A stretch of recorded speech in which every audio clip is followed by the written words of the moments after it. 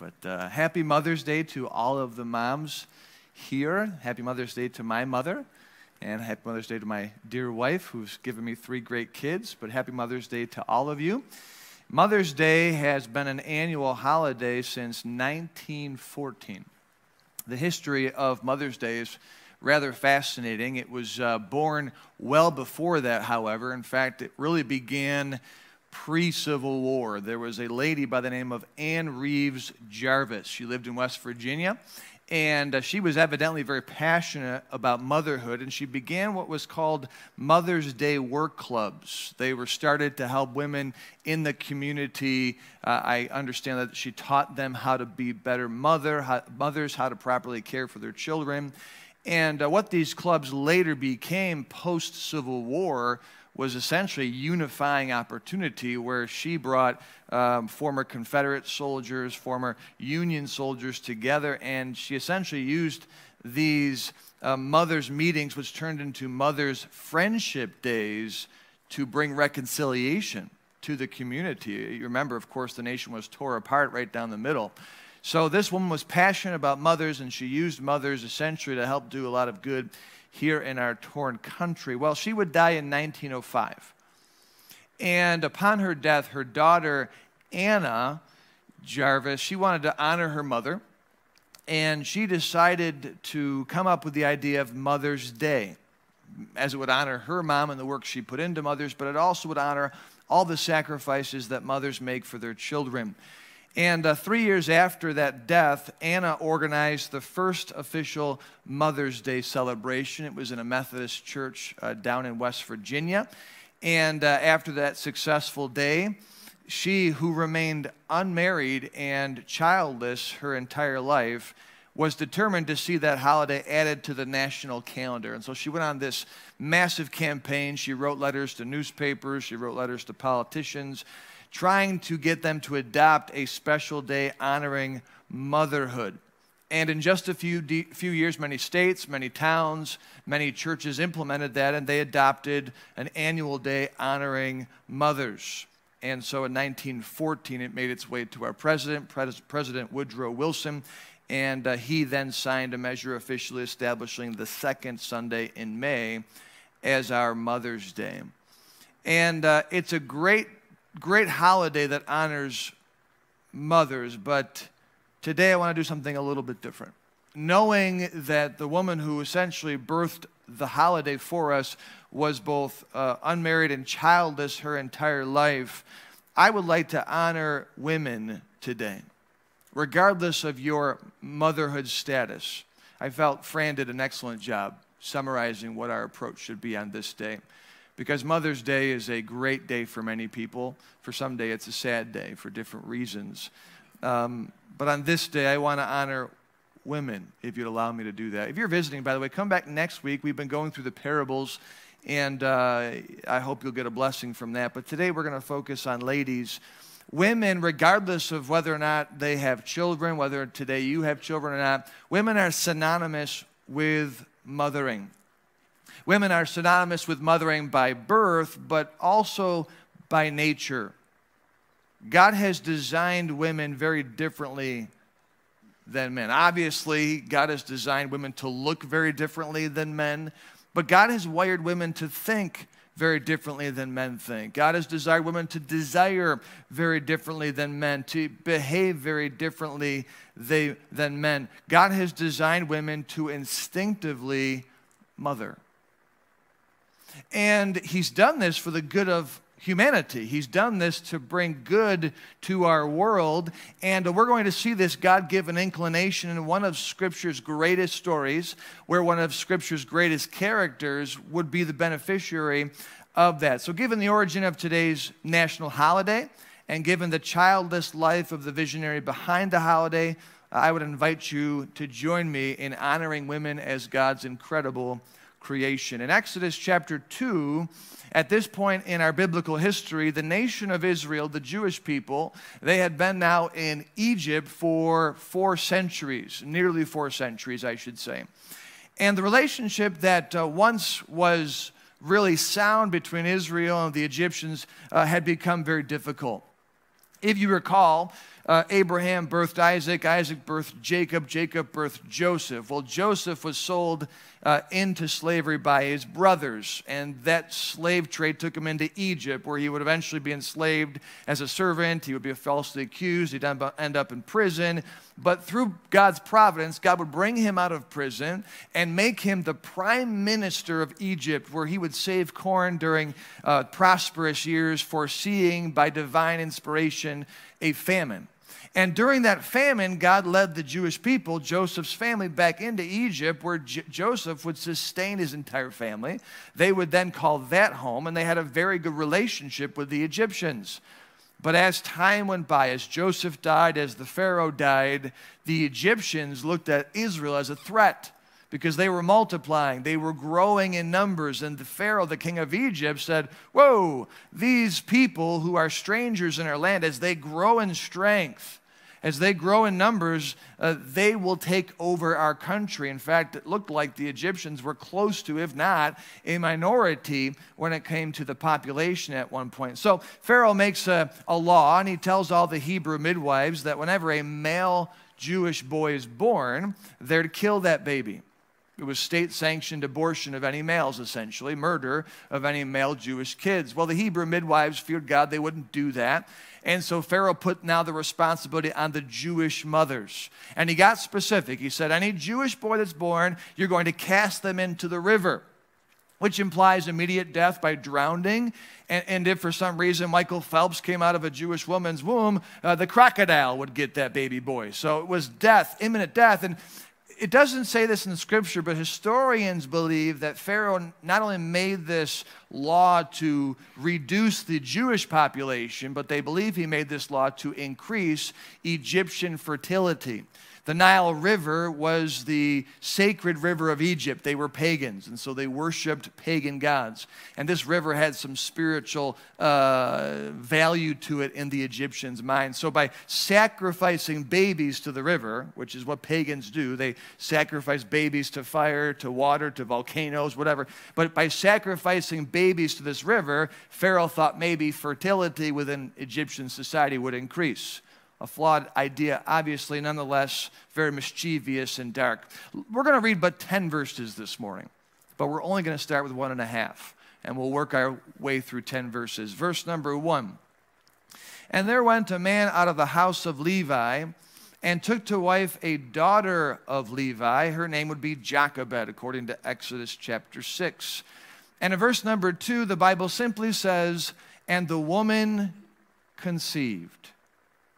We're going to stop right there and introduce our first thought of the morning. Number one, I would ask before we tell you what we're learning from Scripture, why would Jochebed conceive a child when there was a national law requiring immediate death for a male child? Why would you even try to have children knowing you would be in legal jeopardy, knowing your child, if it's a boy, would be in a great crisis? Why would you roll the dice and try to get pregnant? Why would you gamble your freedom? Why would you risk your liberty? The answer is simple. You ladies who have had children understand what I'm about to say. The answer is simple. God has wired women with an intense desire for children. And that may not seem like a big deal to you, but let's ask Moses how he feels about it. Right? Let us honor women today as God's incredible creation, as Moses must have honored his mother. And number one, we learn in this story, there'll be 3 ladies and 1 boy. They'll each teach us something, and Jochebed teaches us that women want to be mothers despite risks. She was willing to try for a child despite having no guarantee that she would have a baby girl.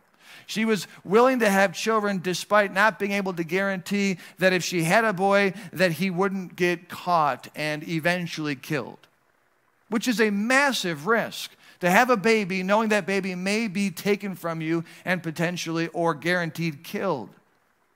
Jochebed was willing to try for a child despite not being able to guarantee her own safety, not being able to guarantee her own health. In fact, she decided with her husband to try to have a child, not being able to guarantee anything. It's really an amazing thing, motherhood. You might call Jochebed crazy. You might even call her irresponsible. Moses wouldn't have done that. Moses wouldn't have existed if she played it safe, if she didn't put potentially her life and his life on the line. But women understand that when God wired them, He designed them with different desires than men. He designed them with a desire to have children.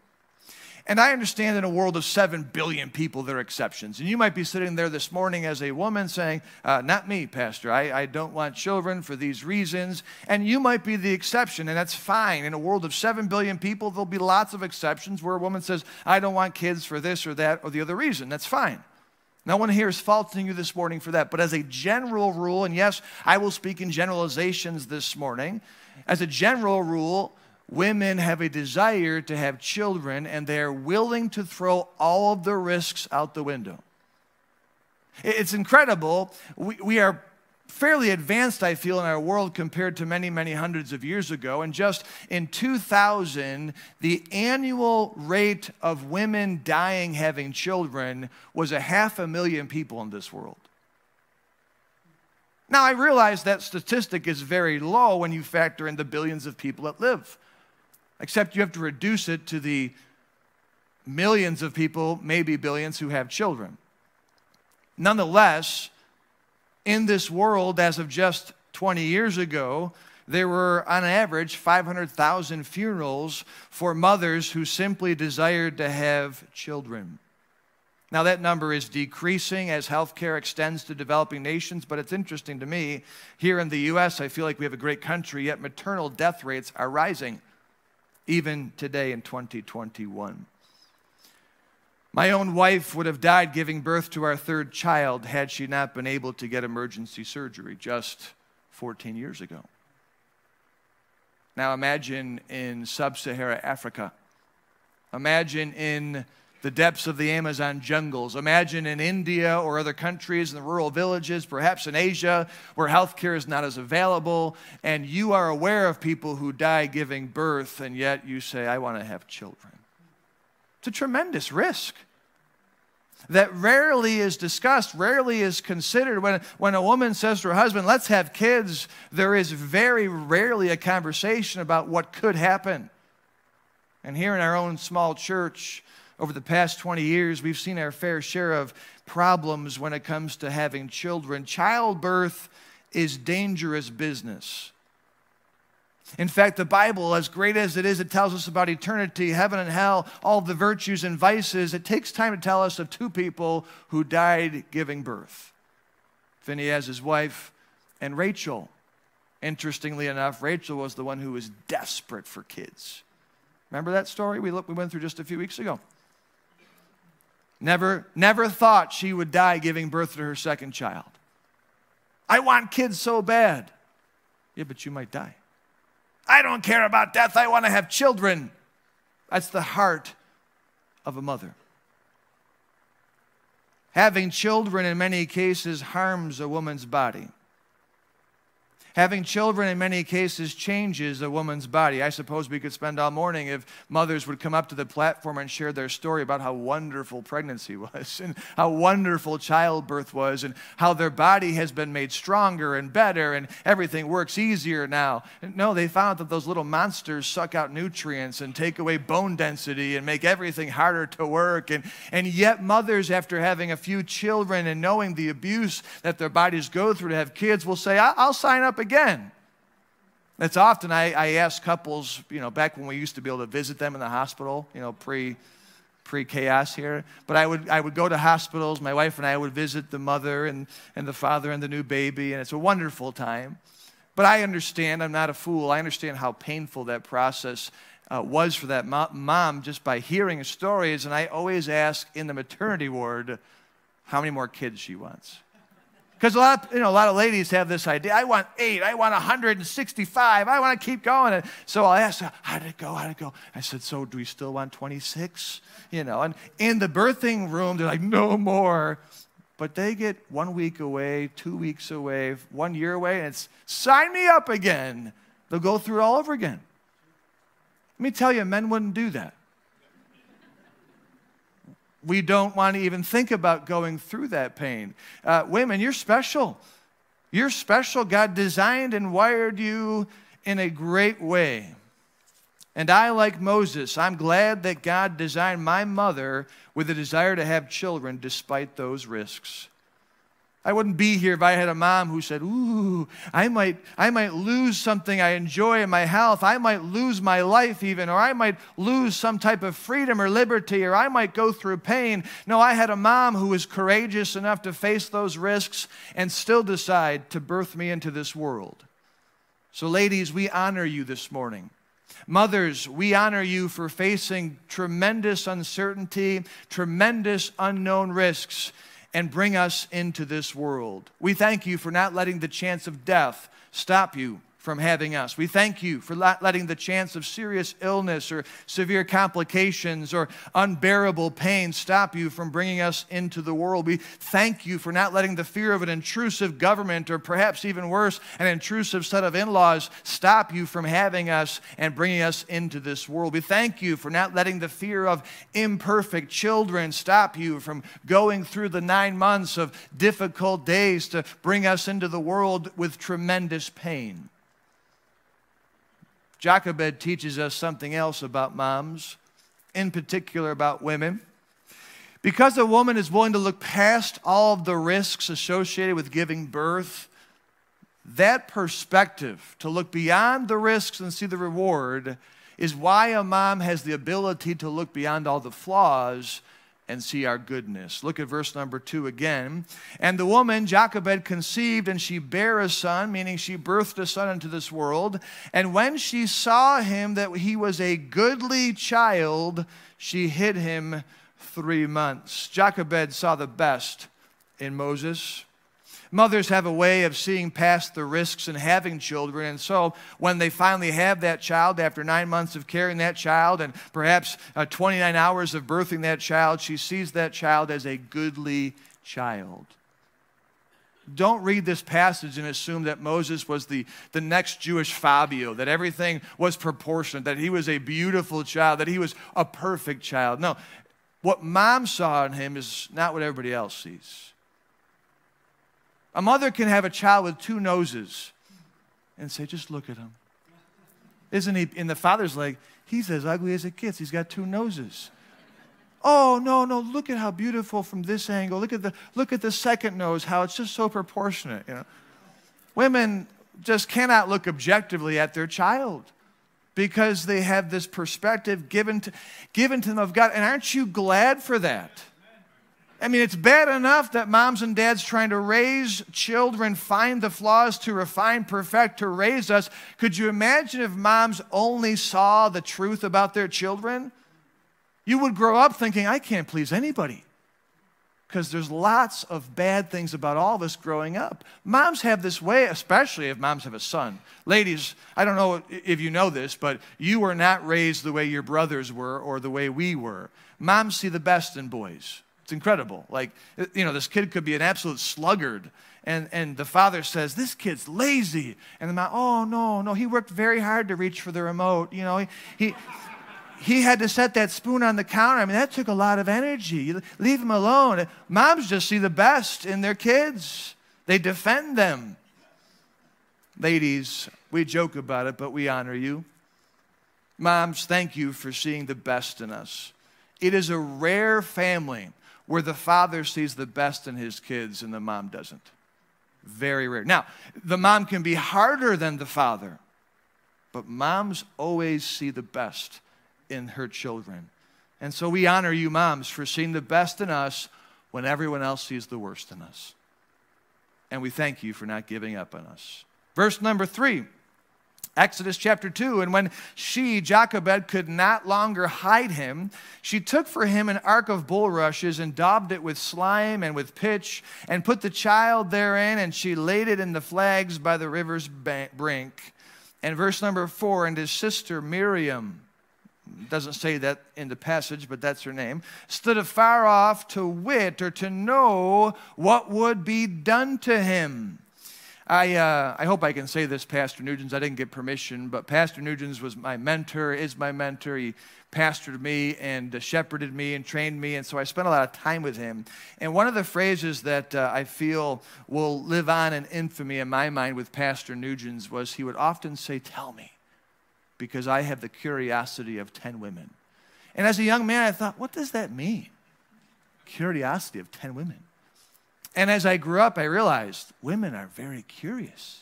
They want to know everything. That's why women are far more active on social media than guys, right? Look at what she's doing. Okay. Look at what she's doing. All right. Guys don't care, but women want to know everything that's going on. And here Miriam is, this little 6, 7, 8, 9, 10, maybe 11-year-old girl. She's standing afar off, and she wants to know what's going to happen. This is the second woman in Moses' life, and Miriam teaches us, number 2, that women are wired to be mothers by birth. That's why we're honoring Anna Jarvis this morning. She was childless, but she very much mothered her community and tried to mother her nation. Mother's Day is a day to honor all women, in my opinion, because all women are wired to nurture. Women have this ability that we men don't have. It's a genetic nature to nurture. Now, let me just preface this point by saying I know people hate generalizations. I know that. People will often come to me after a message, and you can't put all men in the same box, and you can't put women all in the same box. And you say that because you don't want to be overlooked. I understand that. You want to be your own person. You don't want to be put in the box of anybody else. But I'm the preacher, which means I have to be the bearer of bad news. By and large, you are no different than your gender. Now, if you think you're different, we can talk about it. But what's going to happen in that conversation is if you're a man, you're going to respond to me as a man. And if you're a woman, you're going to respond to me as a woman. And I'm going to say, watch it, you're acting just like a man or you're acting just like a woman. We are wired to, I'm not at all apologetic about this point. We are wired to be who we are by our Creator. And I don't like that in our culture today, I feel like people look down at me as a sexist because I say men are men and women are women. Let me say why it concerns me. I am concerned about it because we're no longer emphasizing femininity or masculinity, and in so doing, we are cultivating insanity. We are telling our young boys they don't have to be boys, they can be whatever they want. We're telling our young girls they can be whatever they want. They grow up and we wonder why their minds are screwed up. We wonder why they're not happy with themselves. We wonder why they look in the mirror and don't like who they are.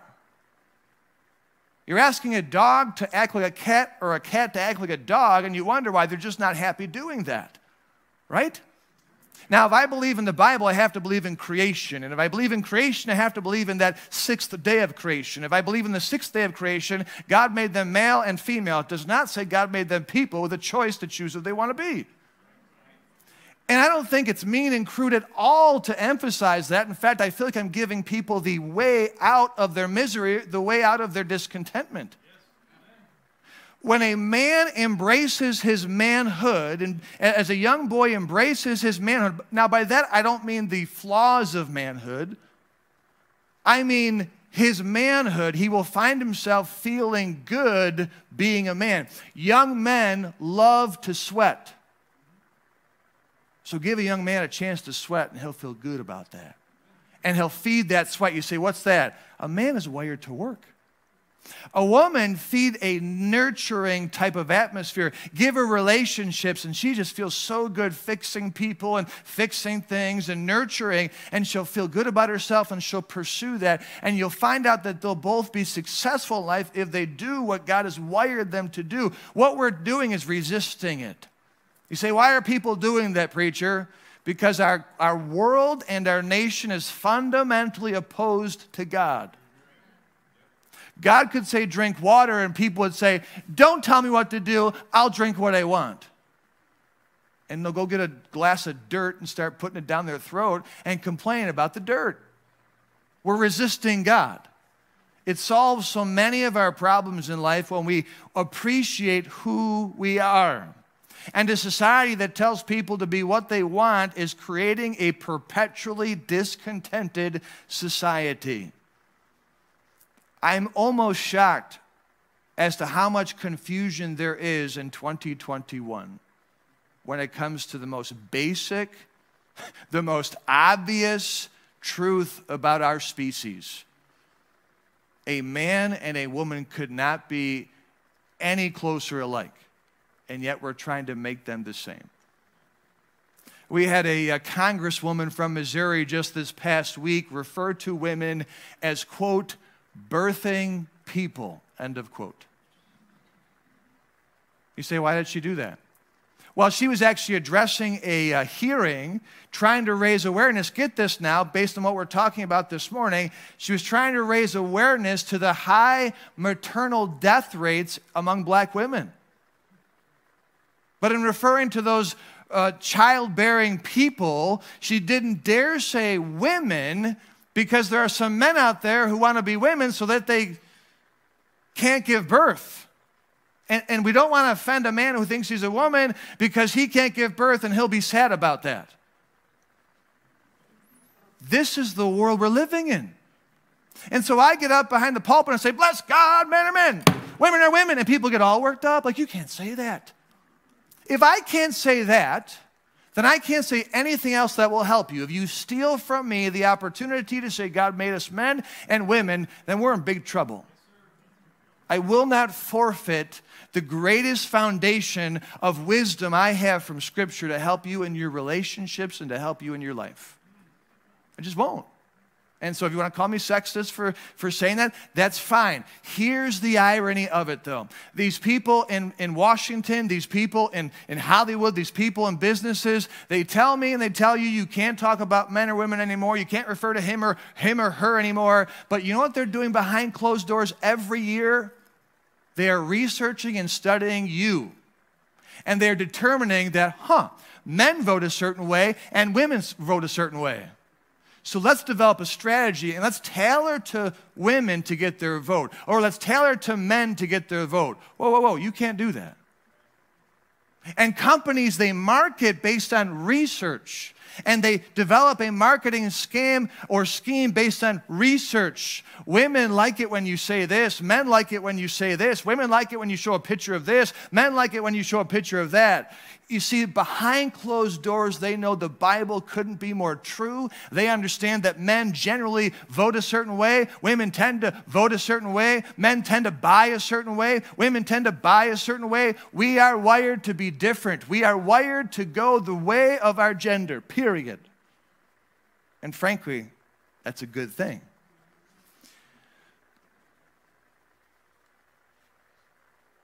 Girls as toddlers, not trained in the birth. I don't know of any mother who puts their child through in-the-womb university where this is how a woman acts or this is how a boy acts. Girls come out of the womb, and as soon as they can do things on their own, in particular as toddlers, they tend to, again, I know there's exceptions, but they tend to nurture their little doll. Oh, preacher, you can't say that. Don't tell women they have to nurture dolls. That's downplaying them. That's minimizing them to a part of society that they don't want to be in. Okay, prove me I'm wrong. Girls, as toddlers, they take the dog and the cat and they dress them up. They put lipstick on them. They sit them down for a tea party. They love them. They nurture them. Tell me what boys do by nature, by inclination. They tear the doll apart. They grab the dog and make it yipe, right? They take a cat and throw it in a toilet. Girls, as toddlers, take the little baby brother or baby sister, and oh, I love you, and they nurture this child. They weren't trained to do that. They're just doing it naturally. What do boys do? What do boys do with baby brothers and baby sisters? I know there are exceptions. Your son is not, though. There are exceptions. They grab their ear when mom's not looking and pull it. Right? They're very nice until mom doesn't look, and then, whoosh. Why?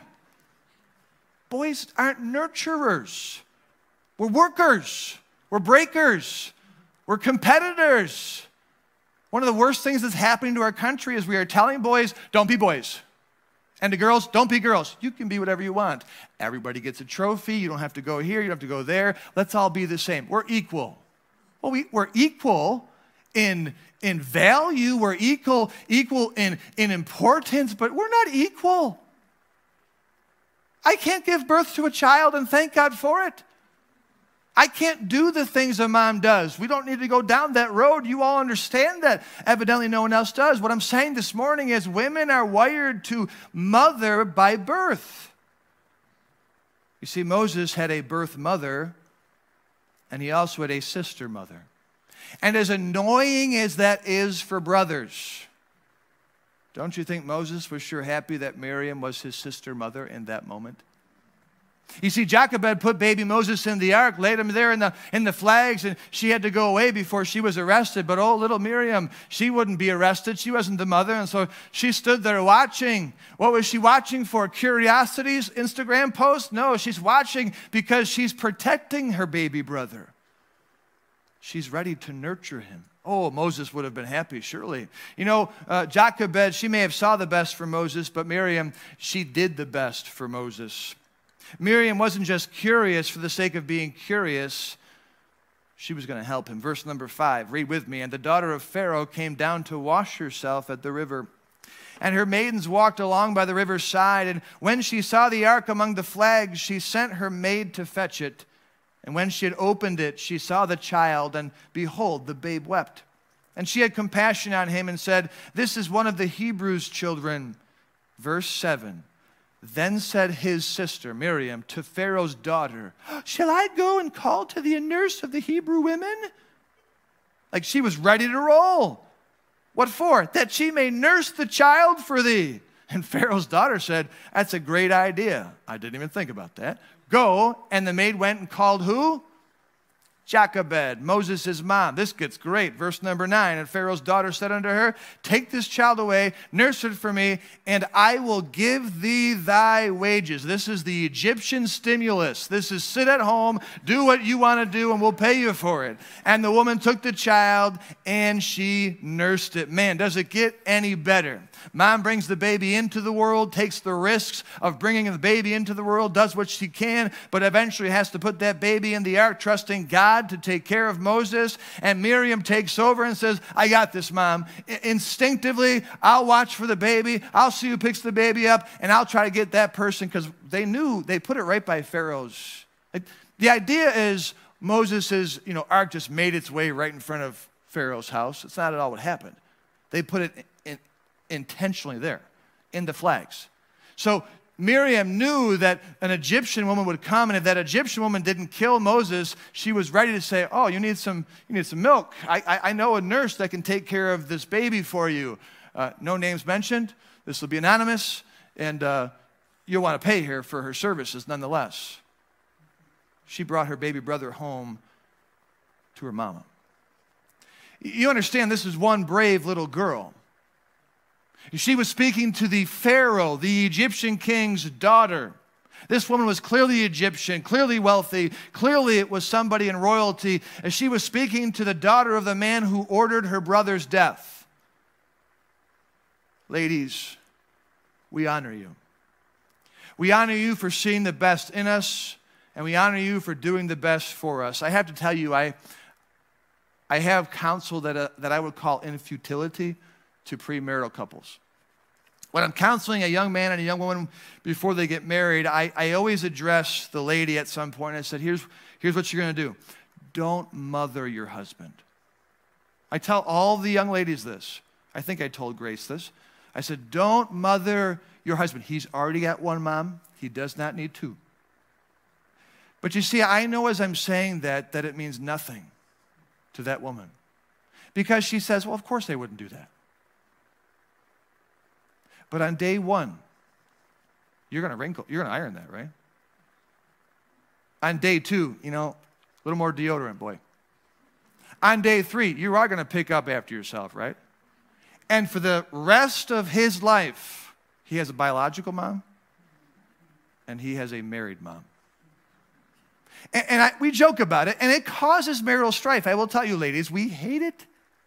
But let's be honest.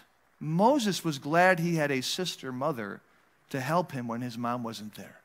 And I will say this, as much as we don't like it, gentlemen, you can testify to this. You've heard the statement, behind every great man is a great woman. I believe that to be true, but the reality is behind every great man is many great women.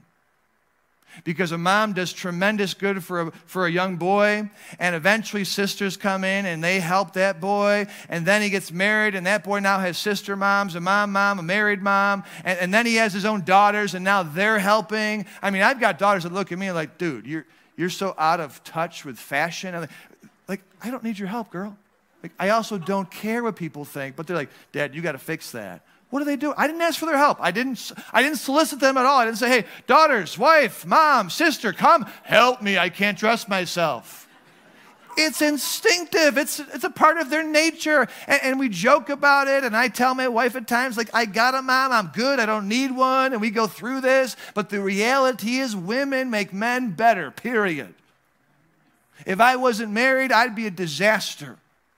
If I didn't have a mom and sisters and daughters, I would smell, I would be inappropriate, I would behave foolish. Like, my wife, she writes the sermons, and then she corrects them afterwards, and she says, you can't do that anymore. I think I'm just fine. We men need help. Women were wired to complete men. I'm here to say that if you believe the Bible, if you've lived any bit in this world, you should never have a problem with sexism, because we men realize women are incredible, and without them, we wouldn't be here. So I honor you, ladies. I honor all of you, whether you have had children or not. You see, you don't have to be a mother to act like one. You don't have to be a mother to help like a mother. And you don't have to be a mother to do someone good like a mother. Can I show you the third lady in our story? Verse number 6, let's go back to that again. It says, and when she, this is the princess of Egypt, and when she had opened it, she saw the child, and behold, the babe wept. And she had compassion on him and said, this is one of the Hebrews' children. Number 3, Pharaoh's daughter, on top of Jochebed, on top of Miriam. We don't know this woman's name, but she teaches us that women are willing to be mothers of others. Because God has put a desire in the hearts of women for children, and because God has wired women to nurture, women are willing to be mothers of others. We just saw this video. It was a beautiful video, by the way.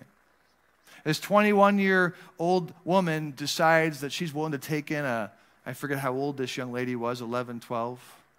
You realize how life-altering that option is for a 21, 22-year-old woman. And I'm not here to say that men can't nurture, but they have to be taught that. I'm not here to say that men don't want to father people who don't have children, because certainly they do. But let me make a generalization that I think everyone here will agree with. Women are far more apt to foster and adopt than men are. Women are far more likely to invest in a child who does not have a parent than a man is. Men will do it. Men will be enthusiastic even about it. Men will be invested in it for sure, but they're not as quick to invest. They're not as quick to do what a woman will do. Despite being raised by her father to hate the Jewish people, Pharaoh's daughter could not hate this pretty little boy. Despite being raised by her father to accept the murder of Jewish baby boys, Pharaoh's daughter, in her heart of hearts as a woman, could not let this Jewish baby die. She couldn't. She had compassion on it. Why is it Pharaoh was willing to slaughter thousands of baby boys, innocent baby boys? Because he's a man. Men are just different than women. She could not, yet being the daughter of this man, could not. Many of you know Debbie Becker. Debbie's downstairs, I think, right now. Debbie has a tremendous love for children. But I had to step in. 2 years ago, we went down to Trinidad to the Barkowski's ministry, helped them out with VBS, and Deb went with us, and she had plans to take extra suitcases. I said, Deb, that is not adoption, that's abduction. Like, she legit wanted, like, I say legit wanted to bring kids home. Of course, she wasn't going to do that, but she was prepared if God laid it on her heart to go through the proper channels to adopt a child. And that's why we have to be careful, because wherever she goes, she may bring a child back. She has the heart of a mother. And she has one son, and I'm not sure she's given up on him yet, but she's willing to mother others. Just yesterday, Danny, you know I love you. Just yesterday, my daughter was out shopping with her brother. She was nurturing her brother, helping him out of shop, and they ran into Mrs. Becker. Mrs. Becker had, I don't know how many kids, 6 kids shopping through Kohl's. Debbie loves it. Watch your children, mothers. She may take them. But so many ladies are like that. I don't know men like that. Oh, they're out there. Surely they're out there. But women are different than men. She knew that he wouldn't look like her. She knew he wouldn't ever be her biological son. She knew a lot of eyeballs would be on her. She knew it would severely hamper her future plans. She knew her husband, her future husband, probably would not be super thrilled. And yet, despite the political pressure, despite the family pressure, she adopted a Jewish baby boy. Why? Why? Because she just couldn't pass up this precious little child. Verse number 10, we'll finish with this verse. Perhaps the most influential verse in Moses' life. And the child grew, and she brought him, Miriam, unto Pharaoh's daughter, and he, Moses, became her son. And she called his name Moses. And she said, because I drew him out of the water. I've got to check this. If any of you know this, please let me know. But I'm going to assume, and it may be a mistake, I'm going to assume Moses is not a Jewish name. I'm going to assume it's an Egyptian name, because it was Pharaoh's daughter who gave him that name. Pharaoh's daughter took her wealth, took her fortune, took her fame, took her life of luxury, and gave it to a Jewish, impoverished, rejected outcast in society. This Egyptian princess may not have seen the best in Moses like Jochebed, may not have did the best for Moses like Miriam did, but she gave him her best. Ladies, we honor you on this day. Whoever you are, however old you are, no matter your parental status, we honor you for fulfilling God's work in your lives. We thank you for being who God made you to be. If you've given birth to children, we honor you today.